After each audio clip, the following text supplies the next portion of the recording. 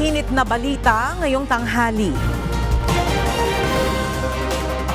Pagbasa ng sakdal kay dismissed Mayor Alice Guo kaugnay sa kasong qualified human trafficking, isinasagawa ngayon sa Pasig Regional Trial Court. Paglipat na ang detensyon kay Cassandra Leong sa Correctional Institute for Women, didepensahan ng House Quadruple Committee.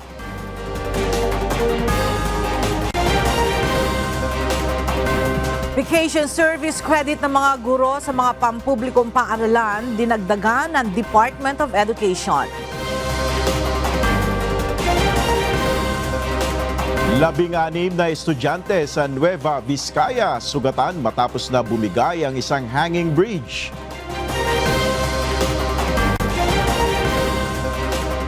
At panibagong oil price hike inaasahang ipatutupad sa susunod na linggo. Magandang tanghali mga kasangbahay. Ngayon po ay araw ng Biyernes, September 27, 2024. Tayo po ay sabayang napapakinggan sa Radyo La Verdad 1350, ang UNTV Radio. At una sa mga balita ngayon tanghali, itinuloy ng ilang grupo ang banta nilang impeachment complaint kay Vice President Sara Duterte. Kahapon, inumpisahan na ng people's organizations sa ilalim ng bagong alyansang Makabayan ang pagbuo ng impeachment complaint laban sa pangalawang Pangulo. Ang reklamo ay posibleng maihain kapag nag-resume na ang sesyon ng Kongreso sa Nobyembre. Ang detalye sa ulat ni Rosalie Coz. Isang araw matapos ideklara ang session break sa third regular session ng 19th Congress. Inihayag ni dating Bayan Muna Representative Teddy Casino na ngayon chairperson ng bagong alyansang Makabayan na sinimulan na ng people's organizations ang pagbuo sa impeachment complaint laban kay Vice President Sara Duterte. Sa gitna ito ng ginagawang investigasyon ng House panel sa paggastos ng pondo ng Office of the Vice President at Department of Education sa mga nakalipas sa taon. Ayon kay Casino, bukod sa kanila may iba pang grupo na kasama sa pagbalangkas ng reklamo laban sa pangalawang Pangulo. Yung iba't ibang mga people's organizations under Bayan are now studying the possibility of filing an impeachment complaint, and the drafting of the complaint has started. Sa ngayon, dalawa lang ang pagpipilian ni VP Duterte sa mga kontrobersyang kinakaharap nito. Ang tingin namin, ang choice na lang ni Sara Duterte is either to resign or eventually to face impeachment. Tingin namin marami pang ibang lalabas na mga issues na tinatago. Ang catch-all naman talaga na ground dyan ay ang betrayal of public trust. Diba? Yung mga ginawa niya. Ngayon, prioridad para sa pagtingin ng bayan muna na mamamayan ang mag-file ng complaint at mga people's organizations yan. At hindi kami mangingiming susuporta dyan. Naninindigan naman si VP Sara na hindi siya aalis sa pwesto. Sa gitna ito ng panawagan ng ilang mambabatas, gayon din ng mga kritiko ng pangalawang Pangulo. Ang track ni Franz Castro, ni Trillanes, is impeachment. Gumawa sila ng isa pang track na resignation. Parang papalabas nila, impeach ka namin for wrongdoing, whatever. And then, itong isang grupo na ito, umalis ka dyan. Kasi kapag hindi ka umalis, kapituko ka. Meron bang tatayo na impeachment kung sa mga complaint na ito ba ay may mga form, may substance, yung mga tinitignan dyan kung wala naman yung mga sabi-sabi lang, baka hindi matuloy. Pero kung matibay din naman, siguro baka meron. Batay sa panuntunan ng House of Representatives, maaaring maihain ang isang beripikadong impeachment complaint laban sa pinakamatataas na opisyal ng pamahalaan ng sinumang mamayan ng bansa sa pamamagitan ng endorsement ng sinumang House member. Ilang probisyon ng Articles of Impeachment ay ang culpable violation o tahasang paglabag sa konstitusyon, treason o pagtataksil sa bansa, bribery o panunuhol, graft and corruption o tahasang paggamit ng posisyon para sa sariling ganansya at katiwalian, iba pang matitinding krimen at pagsira sa tiwala ng taong bayan. Gayunman, dadaan ito sa House Committee on Justice na siyang magpapasya kung may matibay na batayan ba o ebidensya ang reklamo. Kailangan din itong suportahan ng 1/3 ng House members o 106 na kongresista sa plenaryo ng Kamara bago mai-endorso ang Articles of Impeachment sa Senado. Ang Senado naman ang magsisilbing hukuman at kailangan ng boto ng 2/3 o 16 na mga senador para makonvict ang akusado o maparusahan gaya ng reprimand o censure o ang pinakamabigat, ang tuluyang mapatalsik sa pwesto. Rosa Licoz, UNTV News and Rescue. Diyos ang aming sandigan, serbisyo publiko ang aming pinahahalagahan. Hinimok ni Vice President Sara Duterte ang mga mambabatas na itigil na ang paggamit ng mga testigo na walang kredibilidad sa mga pagdinig ng Kongreso.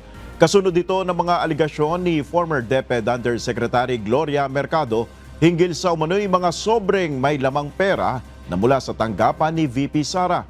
Sa isang pahayag na inilabas ni Vice President Sara Duterte kahapon, tinawag niya itong political machinery laban sa kanya.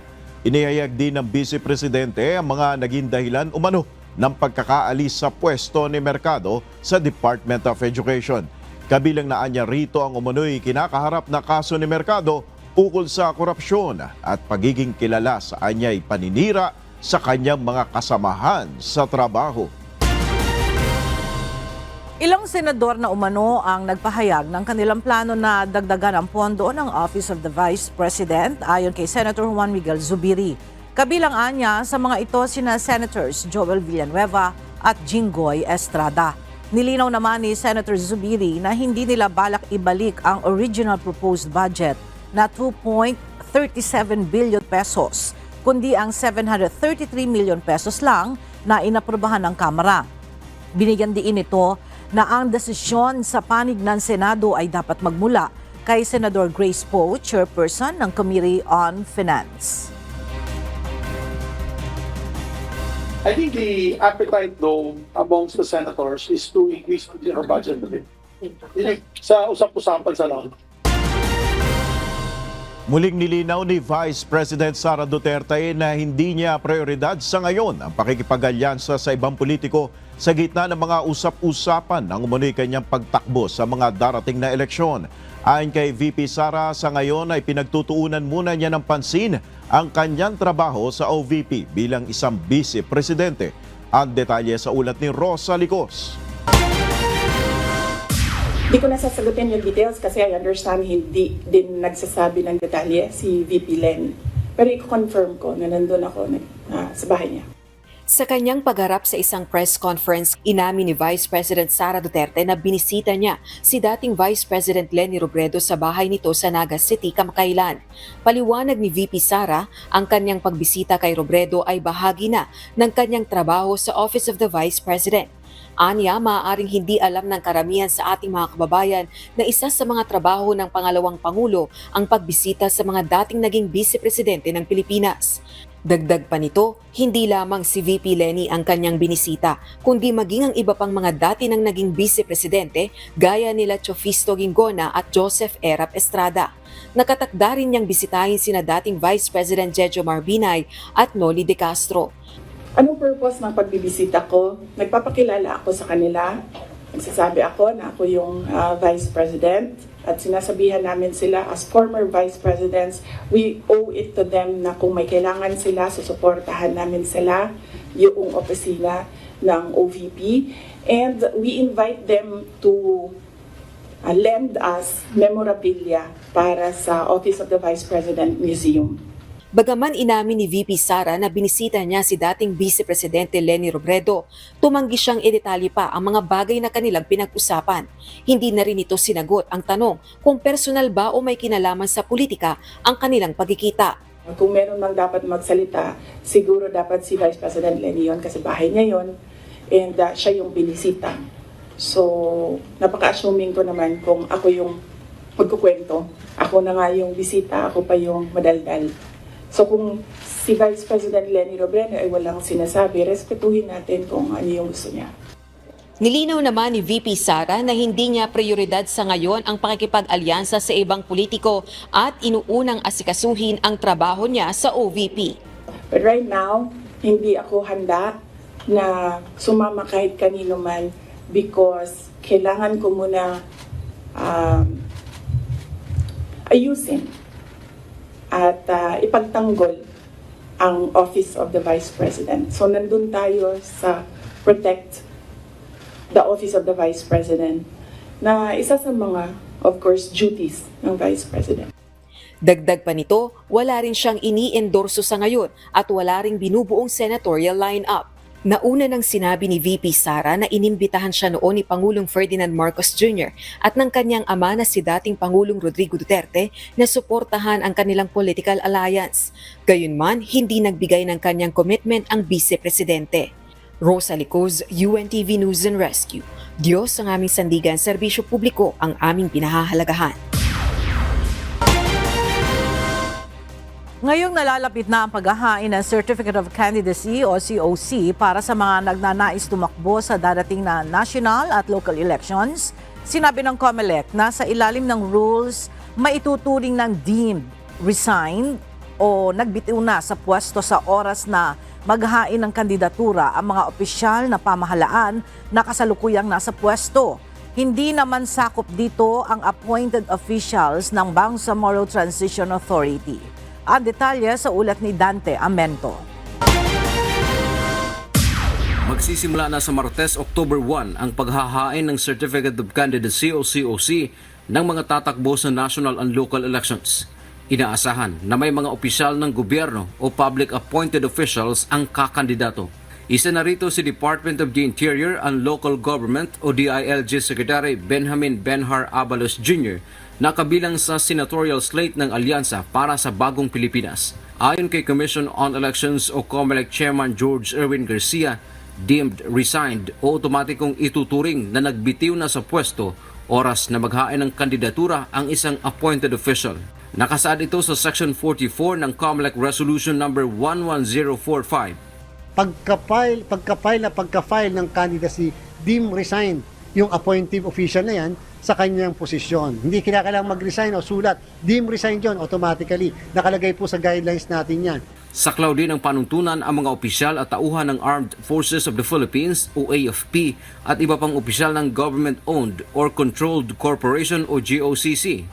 Ang appointive officials naman na nominee sa isang party list group ay deemed resigned sa unang araw ng kampanya. Pero nilinaw ni Garcia pagdating sa mga miyembro ng Bangsamoro Transition Authority o BTA at mga miyembro ng Parliament na itinalaga sa cabinet positions, bagamat sila ay appointed officials, hindi sila sakop sa rules na ito. Nakasaad din sa kanilang resolusyon na ang posisyon ng mga ito ay elective by nature. Nakalagay po sa election code mismo na kung tatakbo yung mga inappoint na yan sa Bangsamoro Parliament sa darating na national and local election o darating na Bangsamoro Parliamentary election, they are not deemed resigned to their present position as members of the Bangsamoro Parliament. Dante Amento, UNTV, News and Rescue. Diyos ang aming sandigan, serbisyo publiko ang aming pinahahalagahan.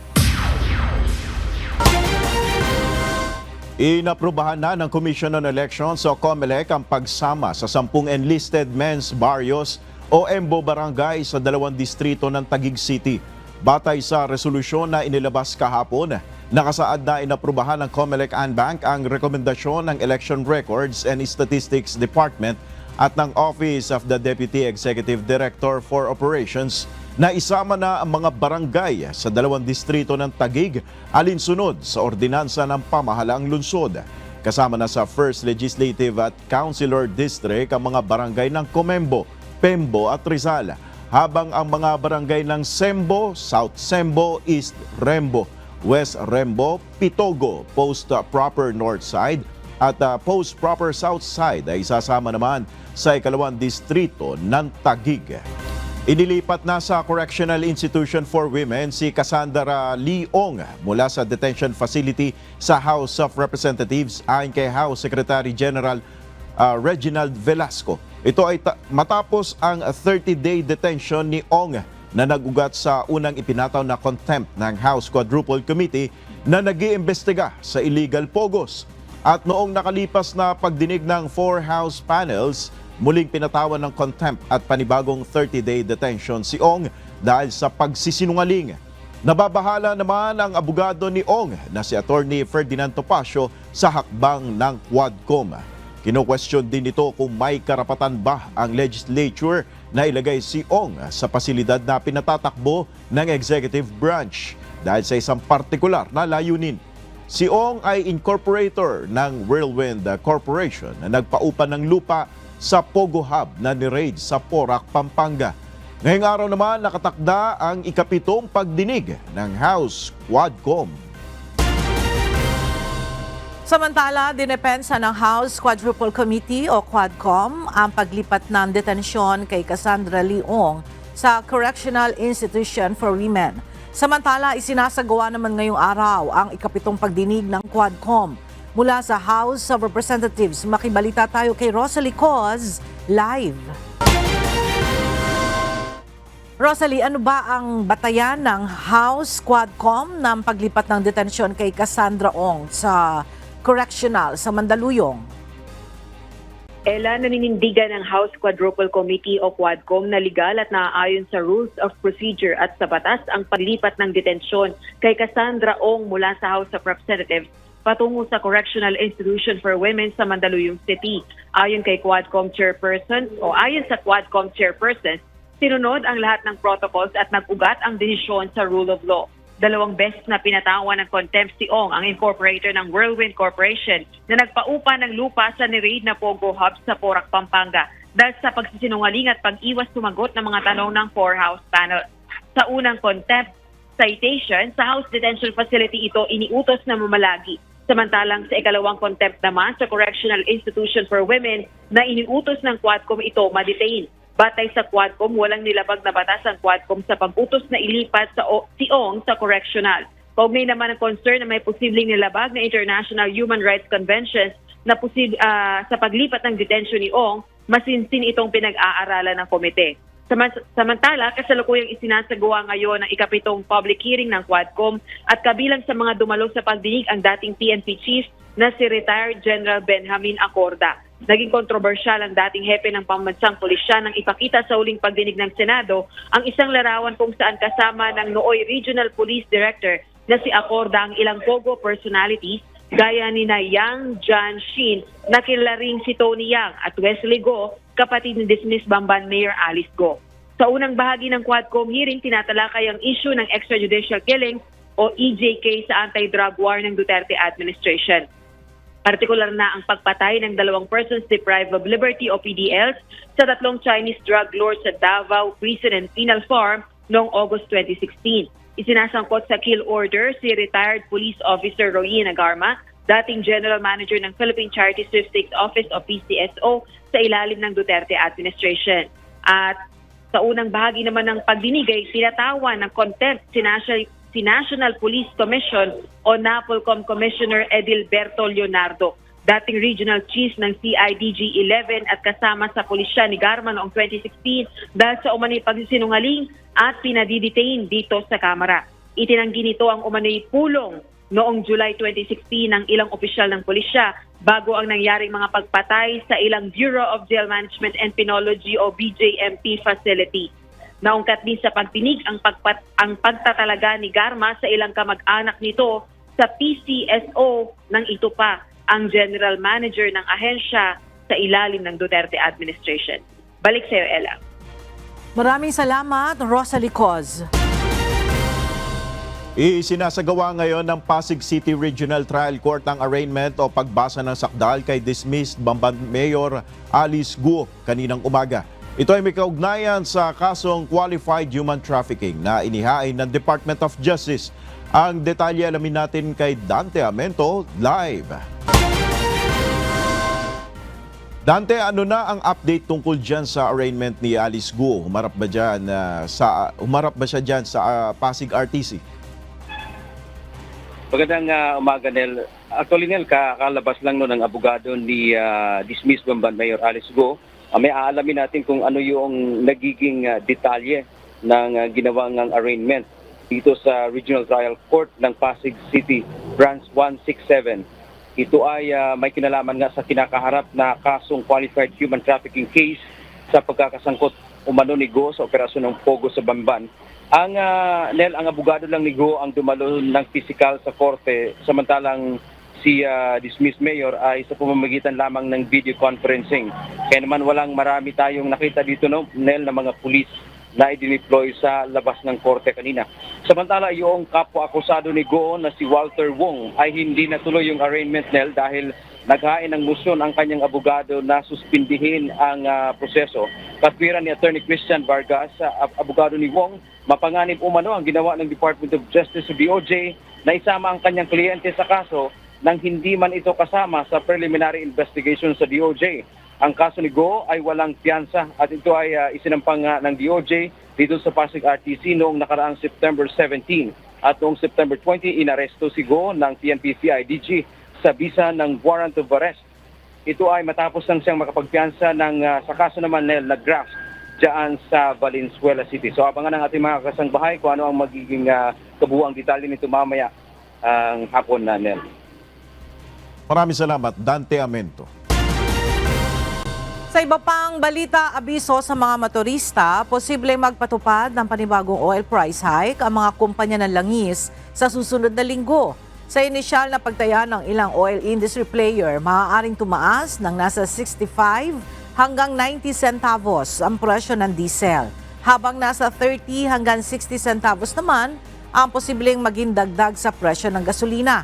Samantala, 40 hanggang 50 centavos naman ang sa kerosene. Sa Lunes, i-anunsyo ng mga kumpanya ng langis ang final oil price adjustment na ipatutupad sa darating na October 1. Pinangunahan ngayong araw ni Pangulong Ferdinand Marcos Jr. ang inaugurasyon ng 7.8 billion peso Panguil Bay Bridge sa Mindanao. Itinuturing ito na longest sea crossing bridge sa Mindanao at dahil sa proyekto, mas mapabibilis ang biyahe mula sa Osamis o Tangub, Misamis Occidental papuntang Tubod, Lanao del Norte sa 7 minuto na lamang mula sa mahigit 2 oras. Inaasahan na dahil sa Panguil Bridge, mas magiging maayos ang transport system na nagdudugtong sa mga coastal areas ng rehiyon at magdudulot ng 24/7 na mobility sa tao, produkto at serbisyo.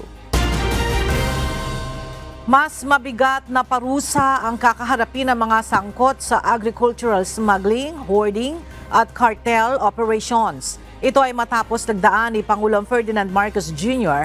ang Anti-Agricultural Economic Sabotage Act. Narito ang report ni Nel Maribohok. Maaaring makulong ng habang buhay at mas malaking multa ang kakaharapin ng mga mapatutunayang sangkot sa pagpupuslit at hoarding ng agricultural products. Sa bagong batas na nilagdaan ni Pangulong Ferdinand Marcos Jr. na Anti-Agricultural Economic Sabotage Act, ituturing ng isang economic sabotage ang smuggling at hoarding ng agri-products kung ang halaga ng produkto ay umabot ng higit sa 10 milyong piso. Under this law, smuggling, hoarding, profiteering, and cartel operations involving agricultural and fishery products will now be classified as economic sabotage, a non-bailable offense punishable by life imprisonment and fines up to 5 times the value of the goods involved. Ayon kay Pangulong Marcos, hindi lamang ang mga pasimuno ng iligal na gawain ang maaaring makasuhan nito. And let me be clear. This law does not just target the masterminds. It holds all accomplices accountable, financiers, brokers, employees, even transporters. We are establishing the Anti-Agricultural Economic Sabotage Council, which I will chair. Ayon kay Agriculture Secretary Francisco Chu Laurel, mas may pangil ang batas na ito. Kasi pati lahat ng warehouses ngayon for grains and cold storages, kailangan na i-rehistro. At dun, pag nakarehistro yan, mas madali nang i-monitor ng DA at ng other government agencies at mapuntahan, we will have visitation rights. So any warehouse now na may food na may malaking halaga na hindi registered, malamang illegal yan. Welcome development naman ito sa Samahang Industriya ng Agrikultura o SINAG.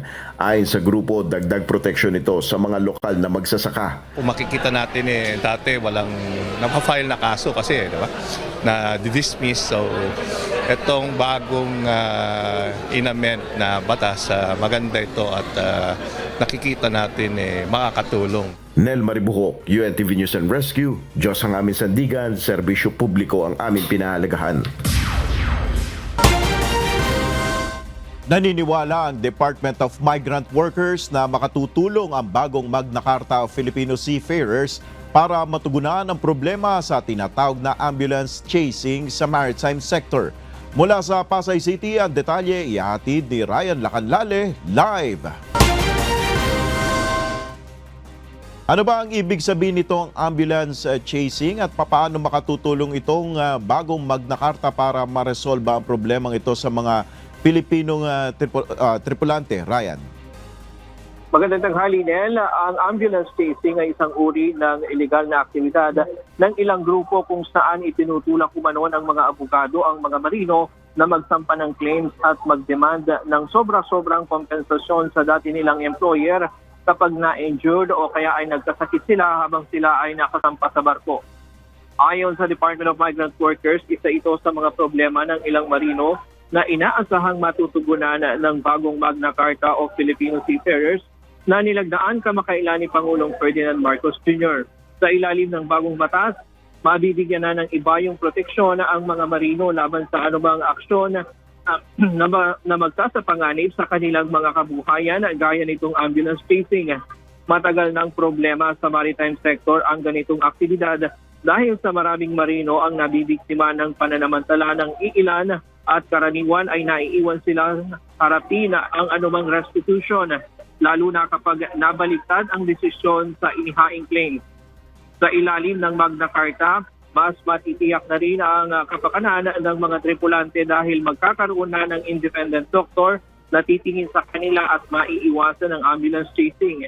Isa rin ito sa nagiging problema ng mga marino kaya nahihirapan silang makasampa sa barko. Ayon sa ilang nakausap nating marino dito sa selebrasyon ng 25th National Maritime Week at 29th National Seafarers Day, may shipping companies kumano na mas binibigyan ng prioridad ang ibang lahi kaysa sa mga Pilipinong tripulante. Umaasa silang matutugunan ng bagong Magna Carta ang iba pang nilang mga pangangailangan at maprotektahan ang karapatan sa pagkakaroon ng humane o makataong working condition. Samantala, kasabay ng selebrasyon dito sa Pasay City ay binigyan ng pagkilala ang iba't ibang ahensya na katuwang ng Department of Migrant Workers upang mapalago pa ang seafarers industry sa bansa. Kabilang sa mga kinilala ang shipping industry, ang ilang manning agency at training agency. Pinangunahan ni Department of Migrant Workers Secretary Hans Leo Cacdag at Transportation Secretary Jaime Bautista ang nasabing programa. Yan muna ang latest mula dito sa Pasay City. Balik kayo, Nel. Maraming salamat, Ryan Lacanlale. Dinagdagan ng Department of Education ang Vacation Service Credits o VSC ng mga guro sa pampublikong paaralan. Sa ilalim ng bagong guidelines ng Department Order No. 13 na nilagdaan ni Education Secretary Sani Angara, mula sa 15 araw ay nasa 30 araw na ang vacation service credits ng public school teachers. Maaaring gamitin ng mga guro ang vacation service credit para i-offset ang kanilang absences o gamitin upang mabawi ang mga bawas sa sweldo sa panahon ng kanilang bakasyon. Ayon sa DepEd, layo ng bagong guidelines na matugunan ang demand ng mga guro at masiguro na sila ay napapasahod ng tama batay na rin sa kanilang mga dagdag na trabaho lalo na tuwing summer o long vacation. Nanawagan ng pagkakaisa at pagtutulungan ang bagong upong hepe ng Criminal Investigation and Detection Group o CIDG. Ito ang mensahe ni Police Brigadier General Nicolas Torre III kasabay ng turnover ceremony kahapon matapos na italaga bilang bagong pinuno ng Investigation Unit ng Pambansang Pulisya. Mula sa Camp Crame, makibalita tayo kay Lea Ilagan, live. Lea, ano ba ang magiging priority ni General Torre sa pag-upo niya dyan sa CIDG? Magandang tanghali sa Inel. Umupo na nga bilang bagong pinuno ng Criminal Investigation and Detection Group si Police Brigadier General Nicolas Torre III. Ito'y matapos na palitan sa pwesto si Major General Leo Francisco na inilipat naman bilang direktor ng Personnel Holding and Accounting Unit ng PNP. Sa kanyang talumpati Nel, nanawagan si Torre ng pagkakaisa at pagtutulungan sa kanyang mga tauhan upang mapagtagumpayan ang bawat trabaho ng CIDG. Pinuri din ito ang naging accomplishment ng CIDG sa pamumuno naman ni Major General Francisco, partikular na ang pagsalakay sa mga iligal na pogo sa bansa. Utos naman ni PNP Chief Police General Romel Francisco Marbil sa bagong upong CIDG Chief, linisin ng CIDG at alamin kung sino ang mga gumagawa ng kalokohan. Wala aniyang puwang sa CIDG ang mga tiwaling tauhan. Nangako naman Nel si General Torre na gagawin ng maayos ang kanyang trabaho at handang tugisin ang mga wanted, maging ang mga high-profile personality. Kahit na raw magtago pa ang mga ito sa ilalim ng lupa. Matatandaang si Torre ang nanguna sa operasyon sa paghahanap kay Kingdom of Jesus Christ leader Apollo Kibuloy at mga co-accused nito. Nel? Maraming salamat, Leia Ilagan mula sa Camp Crame.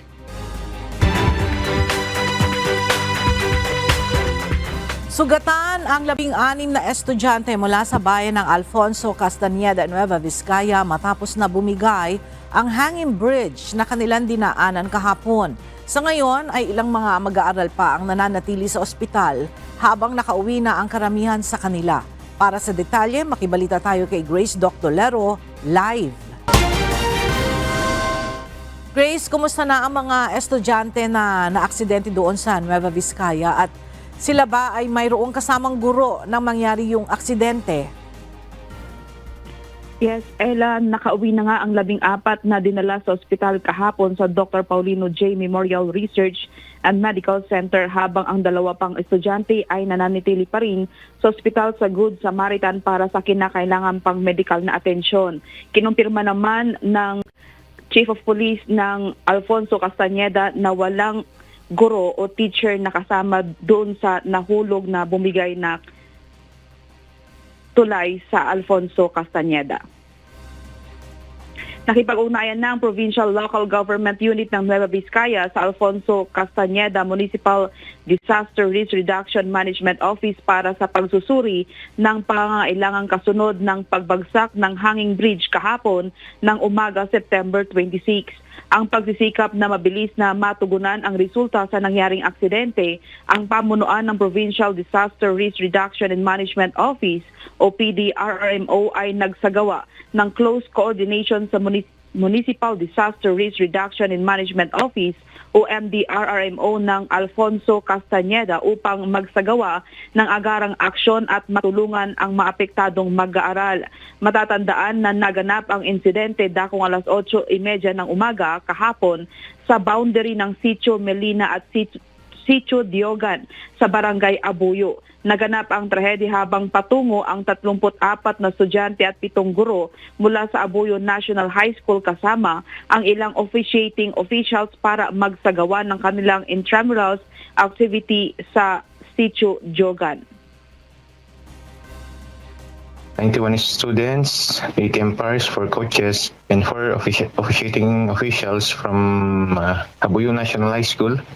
Magkakandak sila ng school-based intramurals meet at the open court of Sitio Diogan. So they will pass by the hanging bridge or an overflow bridge there. And unfortunately, the hanging bridge collapsed, and the 34 students who are passing by at the said hanging bridge, all of them, 34 students fell down, ma'am, on the river. Ayon sa mga nakasaksi, binabagtas ng grupo ang hanging bridge nang bigla itong bumigay sa layong 6 hanggang 10 metro sa ilog sa ibaba. Based on the recap from the Municipal Health Office ng Alfonso Castañeda, and dito na rin sa incident report ng Abuyo National High School, among the 34 fell down, ma'am, 3 po were uninjured, 3 were referred to the Good Samaritan Hospital at Cabanatuan City. When referred to Dr. Paulino J. Garcia Memorial Research and Medical Center sa Cabanatuan City, 14 with minor injury and 2 for CT scan. Ang PDRRMO at MDRRMO ay nagtutulungan ngayon upang masuri ang mga pangangailangan ng maapektado at upang magbigay ng kinakailangang suporta. Yan muna ang balita. Balik sa iyo, Ella. Maraming salamat, Grace Doctolero. Ipinagutos ng Bulacan Provincial Veterinary Office sa mga munisipyo at bayan sa Bulacan ang magtalaga sa kanilang lugar kung saan papatayin ang mga baboy na positibo sa African Swine Fever o ASF. Ang detalye sa ulat ni Nestor Torres. Dahil sa mga kaso ng African Swine Fever sa probinsya, ipinag-utos na ng Bulacan Provincial Veterinary Office sa mga munisipyo at bayan sa lalawigan na magkaroon ng kani-kanyang condemnation area o paglilibingan ng mga baboy na apektado ng ASF. Base sa tala ng Bureau of Animal Industry, umabot na sa mahigit 500 barangay at higit 120 munisipalidad sa bansa ang nakapagtala ng kaso ng ASF. Sa Bulacan, ang mga lugar ng Santa Maria, Bukawi at San Jose del Monte City ang nakapagtala ng tinamaan ng ASF sa mga alagang baboy. Kasi kung saan mahuli yung positive doon sa bayan na yun siya i-condemn. Hindi naman talaga nagiging protocol natin. Kung saan yung bayan na mag-positive, doon siya i-condemn. Ayon kay Agriculture Assistant Secretary Dante Palabrica, sang-ayon siya sa pagkakaroon ng sariling disposal area ng mga bayan. Kailangan lang na bago ilibing ang mga baboy ay siguraduhing dumaan sa pagsusuri ng Bureau of Animal Industry. Kapag nahuli sa checkpoint, hindi naman yan itinalagay lahat sa isang lugar. For example, nahuli sa Batangas, doon binabaon yun. Mas maganda yun para hindi na ilabas yung mga baboy at right there and there. Pero kailangan i-test nila kung positive o negative. Samantala, siniyak naman ng Bulacan Police Provincial Office na maigpit ang kanilang pagbabantay sa mga entry at exit points sa probinsya upang hindi makalusot ang mga delivery ng baboy na walang kaukulang permit. At least nakalatag pa rin yung pulis natin na kung sakaling may manggaling sa ibang probinsya, at least ay ma-check natin. Laging nakalatag po yung ating checkpoint. So kung ano po yung kahigpit namin noon na magbantay, ay ganun pa rin po. Patuloy pa rin yung ating seminar about biosecurity para masigurado na tumimo sa isip ng mga kababayan natin yung kahalagahan ng pag-iiwas at pag-iingat para hindi sila tamaan ng sakit. Samantala, sang-ayon naman ang ilang alkalde sa Bulacan ukol sa paglalagay ng sariling condemnation area. Subalit isang hamon ang makahanap ng lugar na malayo sa residential area. So ngayon wala kami lugar para sa ganun. Wala kami. Dating talagang ginagawa sa mga sariling farm. Talagang pinubliga natin sa nila. Kaya lang ginagawa, binabol lang. Kaya nga iba nagreklamo na. Nestor Torres, UNTV News and Rescue. Diyos ang aming sandigan. Serbisyo publiko ang aming pinakahalagahan.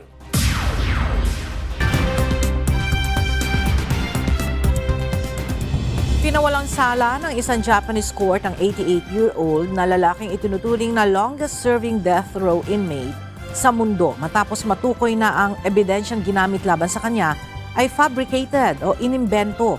Halos kalahating siglong nasa death row si Iwao Hakamada na hinatulang guilty sa pagpatay sa kanyang boss, asawa nito at 2 anak noong 1968. Kamakailan lamang nang magsagawang muli ng pagdinig sa kanyang kaso matapos paghinalaan ng mga investigador na planted ang mga ebidensyang ginamit sa kanyang conviction sa quadruple murder. Matindi naman ang naging epekto sa mental health ni Hakamada ng 46 na taong pamamalagi nito sa death row. Nagdiwang naman ang mga taga-suporta ni Hakamada dahil sa desisyon ng korte. だと思いました。長い戦い本当お疲れ様でしたって思いました。でもこれ次の行動に移らなきゃいけないと思うので、検察官は控訴しないでほしいということを強く思いました。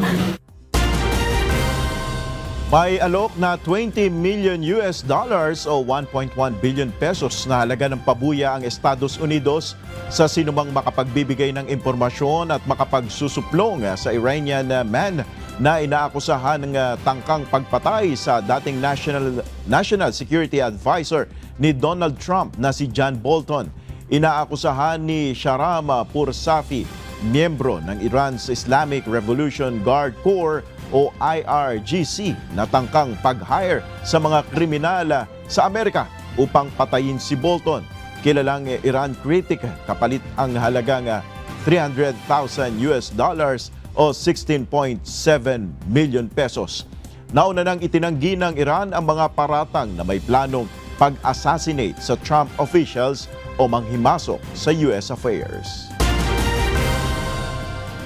46 na tao kabilang ang 37 bata, ang 7 kababaihan ang nalunod habang ipinagdiriwang ang isang Hindu religious festival sa Eastern India batay sa local officials. Nakumpirma ang fatalities o bilang ng mga nasawi sa 15 distrito sa nakalipas na 24 na oras. Ayon sa isang disaster management official, namatay ang mga biktima habang naliligo sa mga ilog at mga lawa na kamakailan lamang ay naapektuhan ng mga pagbaha.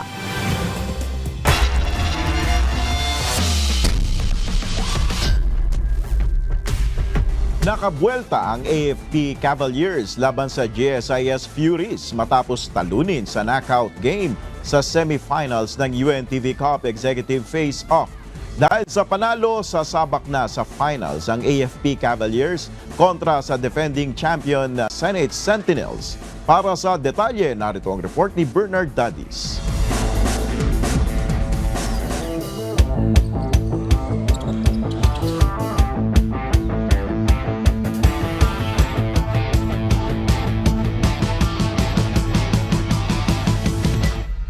Mainit na bakbakan ang ipinamalas ng executives ng Armed Forces of the Philippines at Government Service Insurance System sa kanilang do-or-die game sa semifinals ng Executive Face-Off ng UNTV Cup. First quarter, kumayod ng combined 11 points si Michael Beran at Homer Garcia para sa GSIS. Subalit bumomba ng 4-3 si Lieutenant Colonel Edwin Parcia para pangunahan ng AFP sa 2 points advantage, 22-20.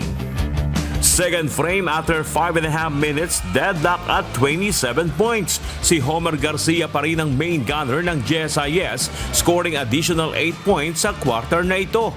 Tinapatan naman ito ng depensa ng Cavaliers para mapuwersa ang Furies na mag-commit ng 11 turnovers at maagawan ng bola ng 6 na beses. Kaya naman kontrolado pa rin ng AFP ang momentum at the end of first half, 40-36.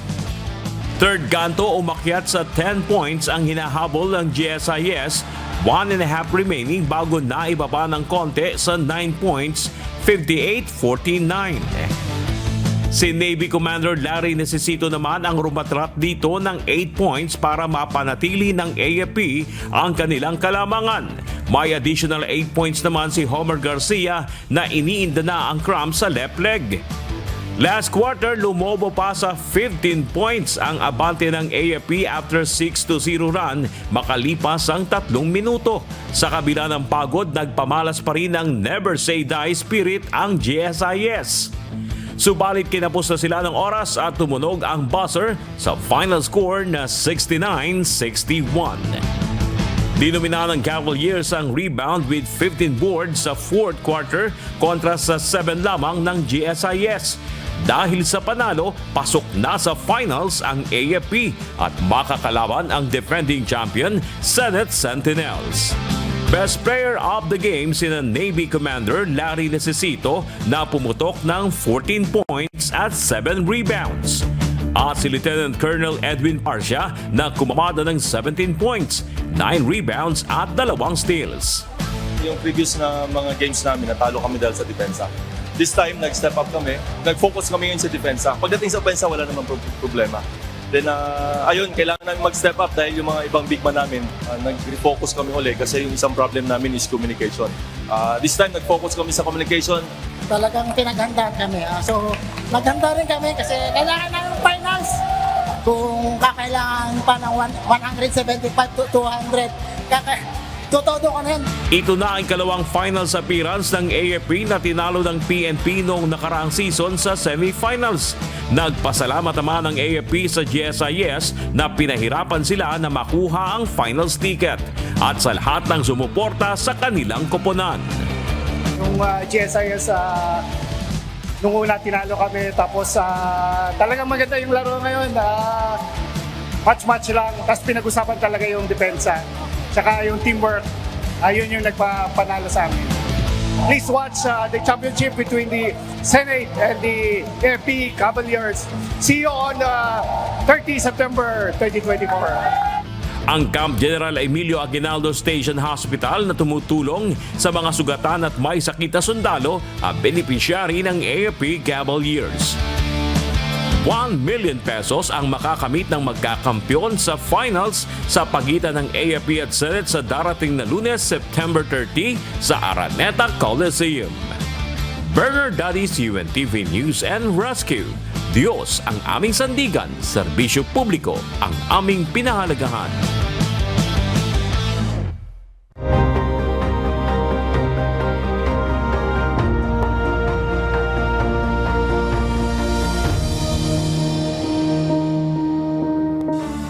Muling binigyan ng natatanging pagkilala ang members Church of God International o MCGI. Ito ay dahil pa rin sa pagtugon ng samahan sa mga blood donation advocacy ng pamahalaan. Narito ang report ni Joan Nano.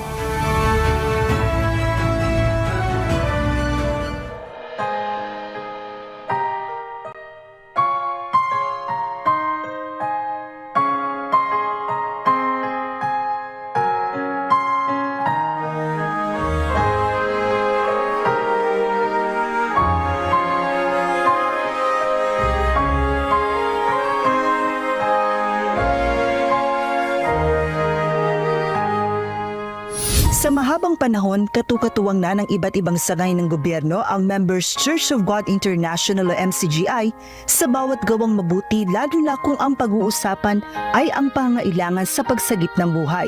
Isa na rito ang regular na pagdaraos ng bloodletting activities. Sa lalawigan ng Batangas, nasa 160 bags ng dugo na ang naipagkaloob ng grupo ngayong taon.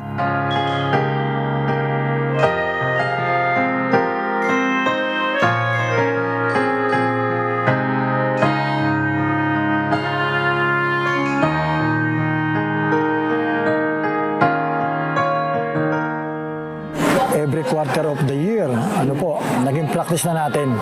Hindi natin to pinakakawalan. At may mga chapter o lokal na nagkakandak sila kahit hindi naman quarter of the year, basta naka 4 months na o 3 months, may get, pwede na. Kaya tuloy-tuloy ito, wala na tong hinto hanggat may buhay at lakas pa.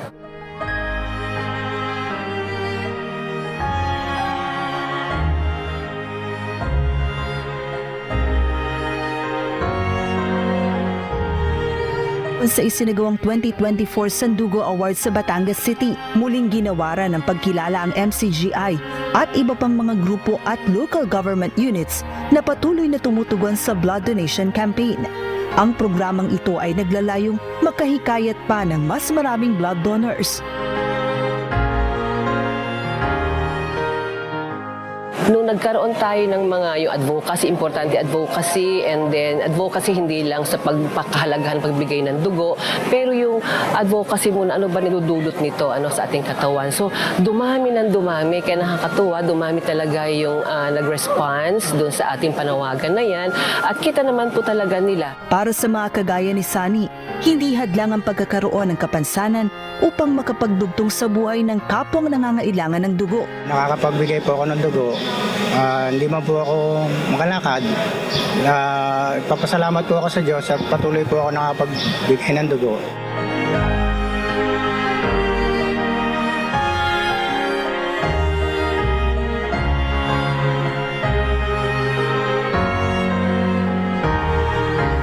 Taus-pusong nagpaparating ng pasasalamat ang mga pasyenteng regular na recipient ng mga dugong nalilikom sa blood donation drives. Kami po ng kapatid ko, we are both diagnosed with thalassemia po, and buwan-buwan po kaming nagsasalin po, and minsan po twice or thrice a month po.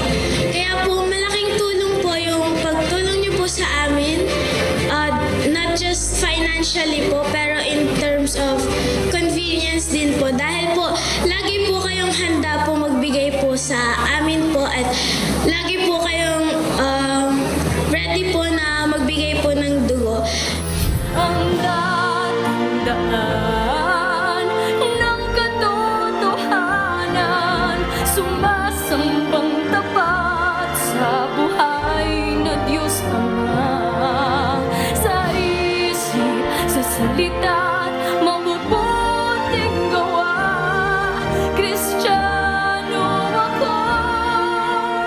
Nanalo UNTV News and Rescue. Diyos ang aming sandigan, serbisyo publiko ang aming pinahahalagahan.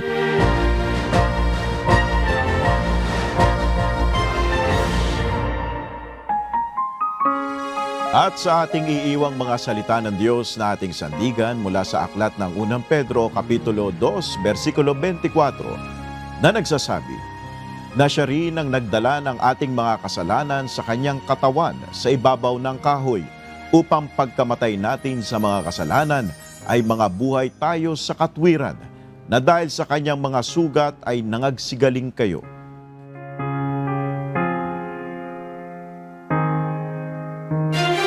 At yan ang mga balitang aming tinutukan at inaksyonan dahil sa aming pagbabalita, una ang pagkalinga sa kapwa. UNTV News, may balita saan mang panig ng daigdig. At dito sa UNTV, Diyos ang aming sandigan, serbisyo publiko ang aming pinahahalagahan. Magandang tanghali at happy Weekend!